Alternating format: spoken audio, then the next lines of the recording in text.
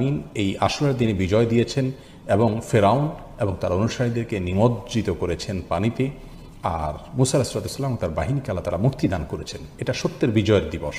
সেজন্য নবী করিম সাল্লাল্লাহু আলাইহি সাল্লাম এই দিবসে রোজা রাখতেন, সিয়াম পালন করতেন, আশুরার রোজা এবং আশুরার রোজা হিসেবে দুটি রোজা রাখতেন তিনি শেষ বছরে, তার জীবনের শেষ বছরে তিনি বলে গেছেন যে পরবর্তী বছর আমি বেঁচে থাকলে 9 এবং 10 রোজা রাখবো। এই জন্য অনেক উলামা ইকরাম বলেন আশুরা রোজা হিসেবে 9 এবং 10 এই দুটি রোজা রাখাটা অধিকতর উত্তম। কেউ 10 এবং 11 রাখলেও চলবে।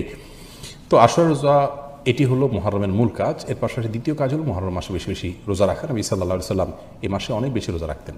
হাদিসে আসছে আফদালুস সিয়ামি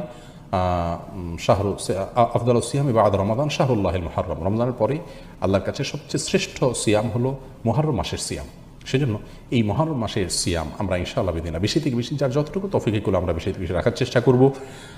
আর সেই সাথে আশুরা রোজা বিশেষভাবে আমরা রাখবো। এই দিন